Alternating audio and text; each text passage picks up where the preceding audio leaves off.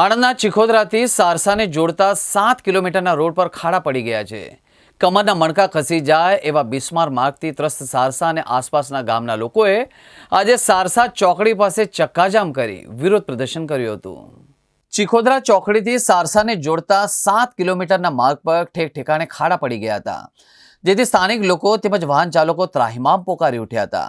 જે અંગે આ બાબતે વારંવાર રજૂઆતો કરવામાં આવી હતી। મુખ્યમંત્રી ભૂપેન્દ્ર પટેલ જ્યારે સારસા આવ્યા ત્યારે પણ તેમણે રજૂઆત કરવામાં આવી હતી, તેમ છતાંય તંત્ર દ્વારા રોડ નવો બનાવવામાં નહીં આવતા ખાડારાજના કારણે અકસ્માતના બનાવથી વાહનોને નુકસાનને લઈને ખાડાઓથી ત્રસ્ત પ્રજાએ આજે સારસા ચોકડી પાસે ચક્કાજામ કરી ભારે સૂત્રોચ્ચારો કરી વિરોધ પ્રદર્શન કરતા માર્ગ પર ટ્રાફિક જામ થઈ ગયું હતું અને ચક્કાજામને લઈને ટ્રાફિક જામ થતાં જ પોલીસ દોડી આવી હતી અને આંદોલનકારીઓને સમજાવવાનો પ્રયાસ હાથ ધર્યો હતો। જો કે ગ્રામજનોએ નવો રોડ બનવાની માંગ પર અડગ રહ્યા હતા। અહીંયા સારસા ગામથી આણંદ ગામ સુધીનો જે રસ્તો છે, આણંદ સિટી સુધીનો, એક બહુ જ ખરાબ હાલતમાં છે। તમે અહીંયાથી ત્યાં સુધી જાઓ તો કોઈ પણ જગ્યાએ એવું નથી કે સાઈડ પરથી પણ નીકળાય, દરેક જગ્યા પર ખાડા એટલા બધા છે કે ન પૂછે વાત। અહીંયાથી કોઈ હોસ્પિટલમાં લઈ જવાનું થાય બરાબર છે તો પણ જવાની ઘણી બધી તકલીફો પડે છે।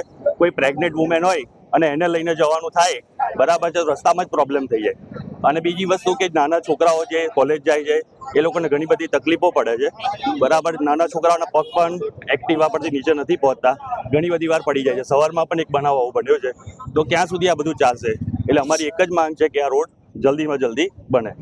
નિરાકરણ નહીં આવે તો આગળ શું કરે? અમે આગળ આવી રીતે જ અમે જ્યારે હોય ત્યારે અમે આવી રીતે જ બધા એકઠા થઈ અને એનો વિરોધ કરીશું। સરકારને અવાજ ઉઠાવવાનો છે। હું 17 વર્ષથી આ રોડ ઉપરથી અપડાઉન કરું છું, કદી રોડ ફૂલની કર્યો નથી। રાત્રે 12 વાગે મારે સેકન્ડ શિફ્ટ હોય છે, 12 વાગે આવવાનું, અંધારું હોય છે અને આવા ખાડામાં કેટલી વાર પડતા પડતા રહી છે। નવું સાધન 6 મહિનાથી વધારે ટકતું નથી અહીંયા આગળ, કોઈ અવાજ ઉઠાવતું નથી, એટલે કોઈ આ નિરાકરણ થતું નથી। સીએમ સાહેબ પોતે આવ્યા હતા, ઓપન હાઉસ હતું, બધાના માટે ખુલ્લી ચર્ચા હતી, ત્યારે સીએમ સાહેબને પણ આ વાત કરી હતી, પણ સીએમ સાહેબ એમને એટલું કહી દીધું કે થઈ જશે, પણ અત્યાર સુધી કોઈ જોવા પણ નથી આવ્યું। કલેક્ટરને પણ લેખિત કેટલી વાર લખાઈને આપી દીધું છે, પણ કોઈ નિરાકરણ નહીં થતું।